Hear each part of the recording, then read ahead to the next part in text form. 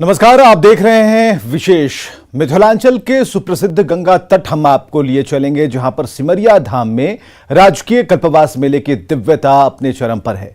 मां गंगा के तट पर उमड़े कल्पवासी गंगा ही नहीं बल्कि धर्म और आध्यात्म की कथा भी लगातार वहां पर गोते लगा रहे हैं।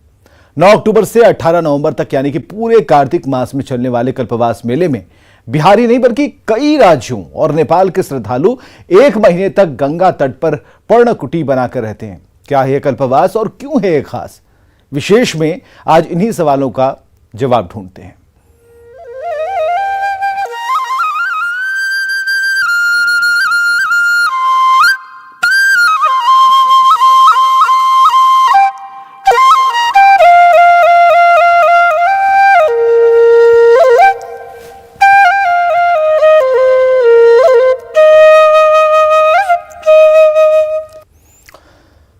तो सिमरिया गंगा घाट पर कल्पवास मेला इन दिनों आस्था का एक अद्भुत केंद्र बना हुआ है और इस मेले को राजकीय मेले का दर्जा हासिल है। आदिकाल से इस स्थान पर कल्पवास की महान परंपरा चली आ रही है और मान्यताएं हैं कि यहां 1 महीने तक कल्पवास करने से शरीर, मन, बुद्धि और चित्त को निर्मलता मिलती है। यह कल्पवास मोक्षदायी भी बताया गया है। आइए इस खास रिपोर्ट के जरिए कल्पवास की महत्ता को समझते हैं।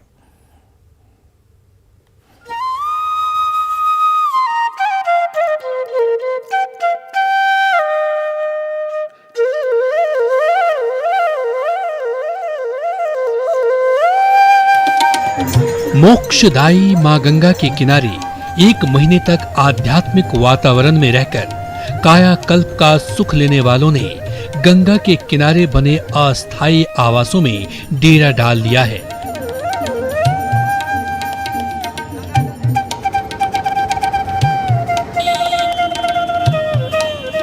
अंठावन एकड़ के इस आवासीय परिसर में कल्पवास मेले की अद्भुत दिव्यता बिखर रही है।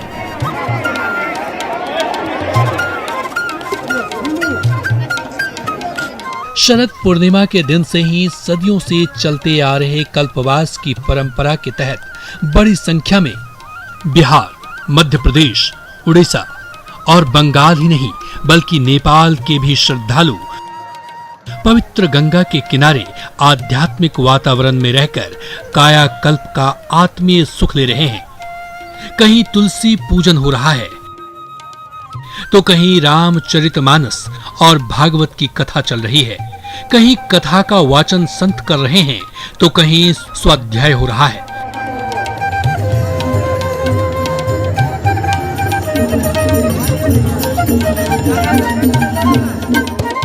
बीते 9 अक्टूबर से इस पुण्य भूमि में श्रद्धालुओं की दिनचर्या कुछ ऐसी ही है।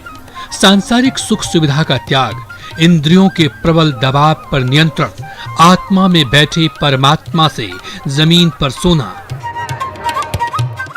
एक वक्त का भोजन या फलाहार और आत्मा में बैठे परमात्मा से मौन साक्षात्कार, यही कल्पवास का मूल है। दुनिया भर में सनातन संस्कृति के ध्वजवाहक भारत में कायाकल्प के लिए कल्पवास की परंपरा आदिकाल से चली आ रही है। कायिक, वाचिक, मानसिक, सांसर्गिक सब प्रकार के पाप ताप का दूर होना और राष्ट्र हित के लिए, जनहित के लिए, समाज हित के लिए, संस्कृति हित के लिए, धर्म हित के लिए, मनुष्य के जीवन की सार्थकता को समझते हुए इसके लिए अग्रसर होना, यह सब सीख तो गंगा मैया ही देती हैं।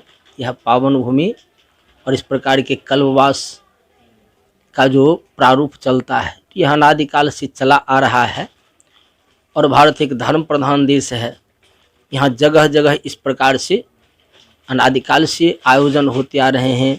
जिस क्षेत्र के पुण्यात्मा वृंद अधिक जितने जागृत होते हैं उस क्षेत्र में लोग इससे लाभान्वित होते हैं। मिथिला विदेह नगरी कही जाती रही है और आदिकुंभ स्थली सिमरिया धाम मतलब मिथिला, मगध और अंग का यह त्रिवेणी बनाने वाला संगम स्थली है। सिमरिया 3 मिलन स्थली है। गंगा के उत्तर में मिथिला, दक्षिण में मगध और पूर्व छोर पर अंग इसे त्रिवेणी बनाती है। उत्तरायणी और पश्चिम वाहिनी गंगा यहाँ मिलकर पूर्व वाहिनी हो जाती है। इसलिए सिमरिया देव कर्म और पितृकर्म के लिए श्रेष्ठ माना जाता है। यहाँ केवल एक बार स्नान करने से पाप और ताप से लोग मुक्त हो जाते हैं। ऐसे में यहाँ कल्पवास का तप सहने वालों का उदय कौन रोक सकता है। यूं तो सिमरिया अपने आप में एक खास महत्व रखता है और जैसा कि पौराणिक शास्त्रों में भी सिमरिया का वर्णन है। ये खासकर कल्पवास मेले के लिए इसकी विशेष प्रधानता है। और हम आपको बता दें कि पिछले 2017 में भी यहाँ अर्ध कुंभ का आयोजन हुआ था और फिर अगले 2023 में भी अर्ध कुंभ का आयोजन होने जा रहा है। यहाँ कुंभ के मेले भी लग चुके हैं। अभी हम आपको यहाँ की भौगोलिक स्थिति दिखा रहे हैं। ये जो है ये राजेंद्र पुल स्टेशन के नाम से प्रसिद्ध है और यही सिमरिया का ये स्टेशन है जहाँ जो है श्रद्धालु उतरते हैं और फिर गंगा स्नान या कल्पवास मेले को जाते हैं। तो आप देख सकते हैं राजेंद्र पुल स्टेशन से उतरकर, और ये NH 31 का ये मार्ग है जो अंग प्रदेश, मगध और मिथिलांचल तीनों को जोड़ती है। और यही वो रास्ता है जो सिमरिया आदि कुंभ स्थली की ओर जाता है। और यहाँ जो है बड़ी संख्या में श्रद्धालु खासकर कार्तिक मास में पहुँचते हैं। यहाँ अपना एक इसका खास महत्व है जो कार्तिक मास में 1 महीने तक श्रद्धालु यहाँ बड़ी संख्या में श्रद्धालु पहुँचते हैं। अनुमानित जो है तकरीबन लाख की संख्या रहती है कार्तिक मास में, जो यहाँ पूरे माह नीचे बिछावन लगाकर सोते हैं, ज़मीन पर सोते हैं और पूरे भक्ति भाव में पूरे मास तक लीन रहते हैं। यहाँ का जो है आध्यात्मिक महत्व भी बताया गया है। कल्पवास की परिकल्पना अपने आप में बेहद रोजमर्रा के जीवन चक्र से बाहर निकलकर जैसे आप छुट्टियां बिताने कहीं जाते हैं, वैसे ही ये श्रद्धालु जन्म और मरण के चक्र को तोड़ने के लिए महीने भर के प्रवास पर हैं। कल्पवासियों की दिनचर्या बेहद सरल और आध्यात्म से ओतप्रोत रहती है। नित्य कर्म से निवृत्त होने के बाद वो गंगा स्नान करते हैं। फिर पूजा पाठ के बाद भगवत कथा के रस में डूबने लगते हैं। दोपहर में भोग और शाम की कथा संध्या आरती के साथ समाप्त होती है। सुख सुविधा और मोह माया के त्याग की साधना जीवन का परम उत्कर्ष है। कल्पवास की ये अद्भुत परंपरा मन की आंखों से भीतर बैठे परमात्मा को एकांत में रहकर झांकने का अवसर देता है। खुद से खुद की बात होती है। पूरा जीवन हम दूसरों को जानने और समझने में बिता देते हैं। ऐसे में ये कल्पवास खुद को जानने का भी सुनहरा अवसर देता है। यही वजह है कि आध्यात्मिक रूप से जागृत लाखों लोग, तमाम साधु संत किसी भी परिस्थिति को झेलते हुए यहाँ जुटते हैं और अपने कल्याण का मार्ग मजबूत करते हैं। अभी हम खड़े हैं सिमरिया के प्रमुख जो गंगा घाट है, आपको हम दिखा रहे हैं। चूँकि यहीं उत्तर और दक्षिण तथा पश्चिम से आने वाली जो हैं जलधाराएं, गंगा की जो जलधाराएं हैं यहीं पर मिलती हैं, इसलिए इसको त्रिवेणी संगम घाट भी कहा गया है। और इसीलिए इसकी खास मान्यता भी है। बड़ी संख्या में लोग आते भी हैं। अभी तो खैर कल्पवास चल रहा है, कार्तिक का महीना है, लेकिन अन्यत्र दिनों की अगर हम बात करें तो अन्य दिनों भी यहाँ बड़ी संख्या में श्रद्धालु जमा होते हैं, स्नान करते हैं, पूजा पाठ करते हैं। तो कहीं न कहीं इसकी एक अपनी खास मान्यता है। यूं तो विभिन्न तीर्थों में कल्पवास की अवधि भी अलग अलग होती है, पर बिहार के सिमरिया में कार्तिक मास में कल्पवास की परंपरा बेहद प्राचीन है।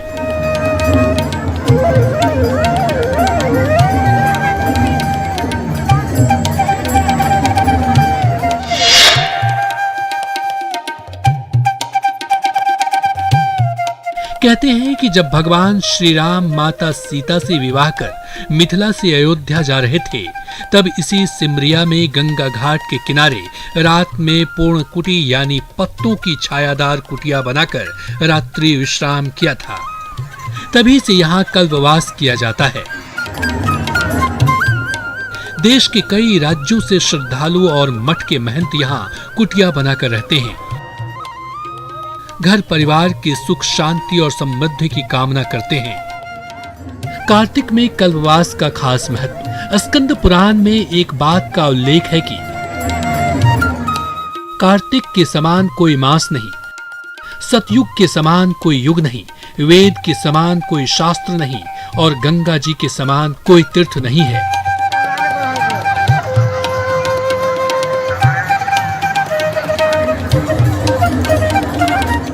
इस दृष्टि से आप देखें तो सिमरिया धाम में ये कल्पवास शुभता का पुंज है।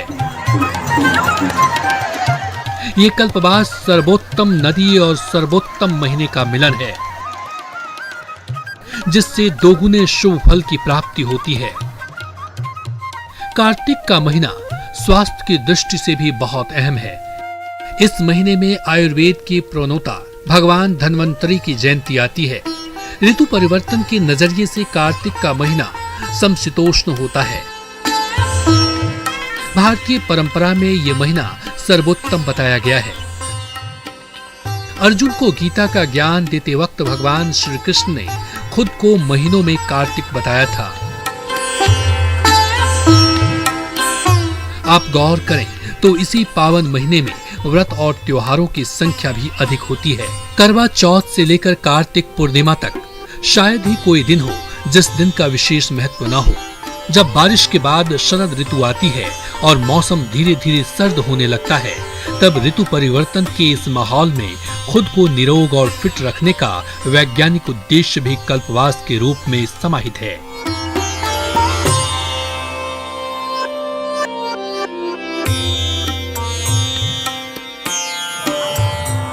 कार्तिक स्नान का वैज्ञानिक महत्व।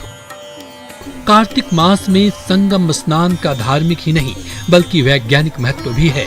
वर्षा ऋतु के बाद जब आसमान साफ होता है और सूर्य की किरणें सीधे पृथ्वी तक आती है, तो ऐसे में प्रकृति का वातावरण शरीर के अनुकूल होता है।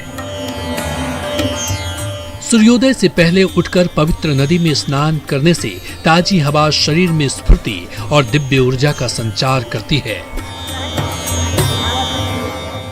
पुनीत कार्तिक के महीना में तुला की संक्रांति में यहाँ का कल्पवास और 12 वर्ष पर सूर्य चंद्रमा बृहस्पति के योग से लगने वाला कुंभ और 6 वर्षों पर अर्ध कुंभ, मतलब प्रत्येक वर्ष कल्पवास, 6 वर्षों पर अर्ध कुंभ और 12 वर्षों पर महाकुंभ की प्रथा शास्त्रानुसार ज्योतिष के मुताबिक यह निर्धारित होता रहा है, जिसका बाह्याभ्यंतर दोनों प्रकार से लाभ होता है। कहा गया है मन ए मनुष्या नाम कारणम बंध मोक्षयो, मन ही मनुष्य के बंधन मोक्ष का कारण है। तो मन में प्रफुल्लता आना, और जब मन में प्रफुल्लता आती है तो निश्चित तौर पर उसका स्वास्थ्य काफ़ी अनुकूल होता है। दूसरी बात, उसके शरीर के अन्य जितने भी बीमारी हैं वे सब के सब दूर होने लगे। भोग और विलास का त्याग कर मोह माया और इंद्रियों पर अंकुश लगाकर माँ गंगा की गोद में एकाकार हो जाने की ये अद्भुत सनातन परंपरा मानव जाति को आध्यात्मिक ही नहीं आत्मचिंतन का भी बड़ा अवसर देती है। न्यूज़ 18 के लिए बेगूसराय से संतोष कुमार की।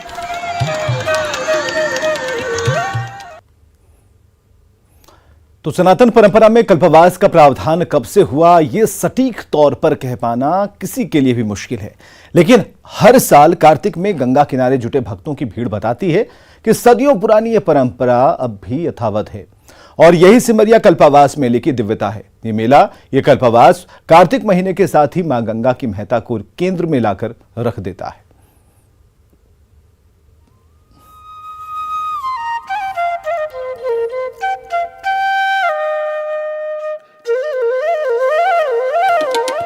हिंदू धर्म में जीवन के 4 आश्रम या मुख्य भाग हैं: ब्रह्मचर्य, गृहस्थ, वानप्रस्थ और सन्यास। वानप्रस्थ का अर्थ वन प्रस्थान करने वाले से है। मनुष्य की आयु 100 साल मानकर प्रत्येक आश्रम 25 साल का होता है। ब्रह्मचर्य और गृहस्थ जीवन के 50 साल गुजार लेने के बाद, शैक्षणिक और बौद्धिक विकास के बाद, धर्म, अर्थ और काम की प्राप्ति के बाद वानप्रस्थ आश्रम का पड़ाव शुरू होता है। 50 साल से लेकर 75 साल की ये अवधि आध्यात्मिक उत्कर्ष की अवधि होती है।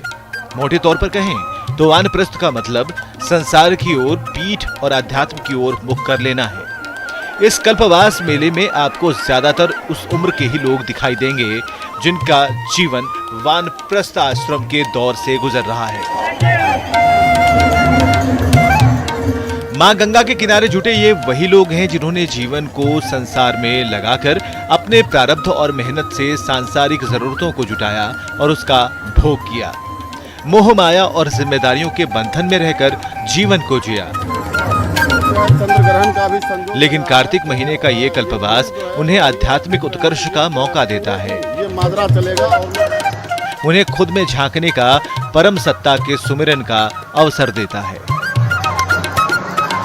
सिमरिया के जे ई कल्पवास छे, मासिक छे, ई एगो पूरा विश्व में, देश में एहि जगह के बहुत महत्व छे माता जी के, गंगा के।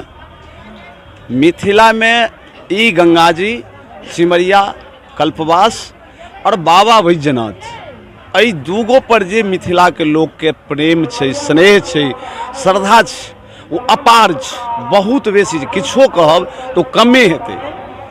कल्पवास मतलब हम साधारण विषय में कह दै छी, कल्पवास मतलब भेलै कल्प का वास केनाइ। लोग अपन महल छोड़ दैया, घर के एसी छोड़ दैया, पंखा छोड़ दैया। आइ जतेक हमर माँ, पिता, भाई, बंधु एतऽ जे कल्पवास करैया, बहुत बड़ा बड़ा रोजो आबि के तो कल्पवास करै छै। संत महात्मा में हमसब रोजे छी। 600 बीघा हमरा जमीन अंदर भगवान के छनि और नवोदय हम अपना कैंपस में देने छी, मगर एतऽ हम एगो झोपड़ी में छी।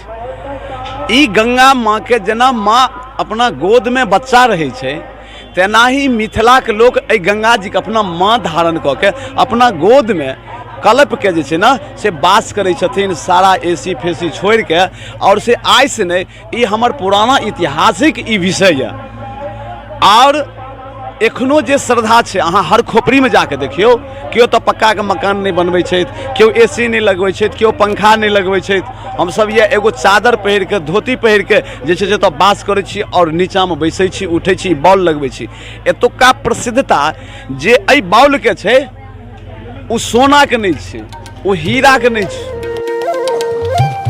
कल्पवास की बात हो और मां गंगा के पुण्य और प्रताप की चर्चा ना हो, ये तो संभव ही नहीं। पवित्र गंगा के तट पर आध्यात्मिक उत्कर्ष का ये विशाल जमावड़ा मां गंगा की महिमा का उद्घोष कर रहा है।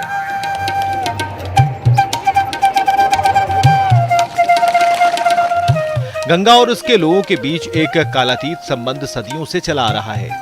भारत के लिए गंगा सिर्फ एक नदी नहीं, नदी से बढ़कर है। गंगा परम सुख है, गंगा परम धन है, गंगा परम गति है और गंगा परम मुक्ति है। आदि कुंभस्थली सिमरिया धाम मतलब मिथिला, मगध और अंग का यह त्रिवेणी बनाने वाला संगम स्थली है। उत्तर से आने वाली, पश्चिम से आने वाली दोनों का माँ गंगा का संगम स्थली है। इस प्रकार से यह अपने आप में एक विशिष्टता लिए हुए है। यह भाव हुआ कि हम गंगा स्नान के लिए चलें, तो उसी समय हमारे शरीर के सारे पाप और ताप दूर होने लग जाते हैं। पग पग पर अश्वमेघ यज्ञ का फल प्राप्त होता है। और जो पुण्यात्मा यहाँ पधार जाते हैं, गंगा मैया का दर्शन करते हैं, वहाँ की मृतिका लगाते हैं, उस मृतिका का यह गुण है जो हानिप्रद सारे बैक्टीरिया को समाप्त करता है। और गंगा मैया का तो कहना ही नहीं। विश्व के जितने भी जल हैं, इनमें सबसे अधिक लाभप्रद बैक्टीरिया इन्हीं में पाया जाता है। माने हानिप्रद बैक्टीरिया को समाप्त करने की, अर्थात ऑक्सीजन की मात्रा सबसे अधिक इनमें है। हानिप्रद बैक्टीरिया को समाप्त करने की ऑक्सीजन की मात्रा सबसे अधिक इनमें है।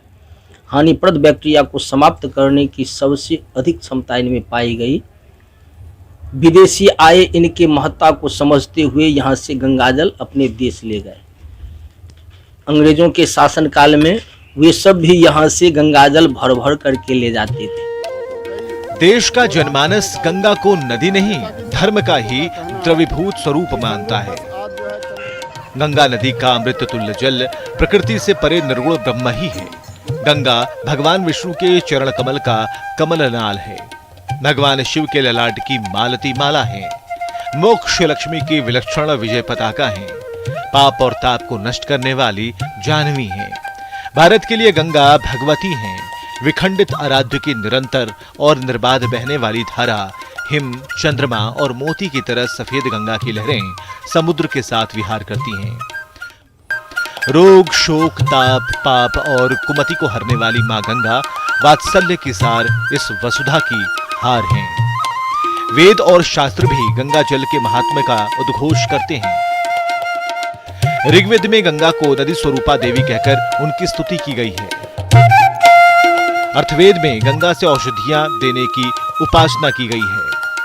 पद्म पुराण कहता है कि गंगा की स्मृति मात्र से पाप राशियों का तत्काल नाश हो जाता है। महाभारत में उल्लेख है कि साक्षात परा प्रकृति गंगा स्वयं प्रकट होकर मानव को मोक्ष प्रदान करती हैं। एक ओर गंगा और दूसरी ओर कार्तिक का पावन महीना, ये संयोग ही तो है सिमरिया धाम के इस कल्पवास को उत्कृष्टता के शिखर पर पहुंचाता है। जीवन के प्रवाह को गंगा के अमृत जल से निर्मल कर लेने की ये लालसा ही लाखों श्रद्धालुओं को यहाँ खींच लाती है। इस कल्पवास मेले में अध्यात्म की दिव्य आभा तो हर तरफ बिखरी हुई है, लेकिन इतने भव्य आयोजन में अव्यवस्था के अंश भी नजर आ जाते हैं। श्रद्धालुओं के सामने कुछ समस्याएं भी हैं। हम आपको ये भी साथ ही साथ दिखा रहे हैं, जिस ढंग से यहाँ की मान्यता है और बड़ी संख्या में श्रद्धालु पहुँचते हैं, तो साफ सफाई या व्यवस्थाओं में जो है प्रशासनिक दृष्टिकोण से काफ़ी कमी देखी जा रही है।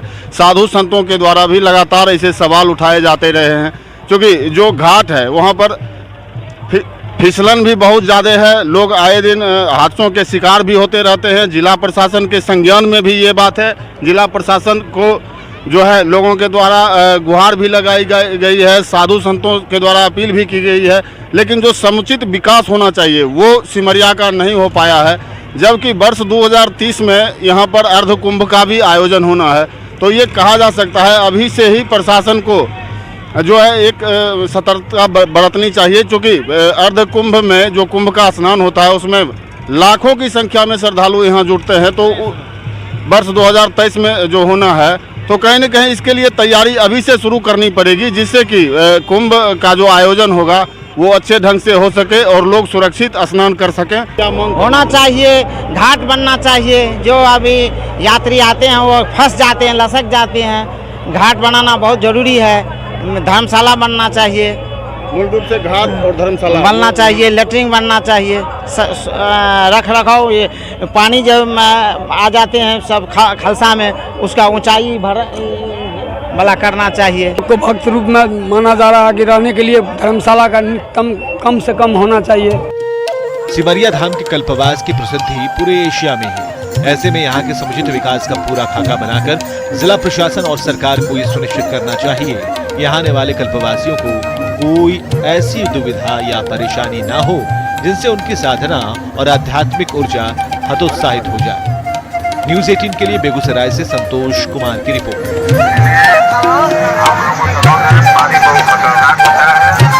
तो विशेष में आज के लिए बस इतना ही। छोटे से अंतराल के बाद देखिए अपना बिहार।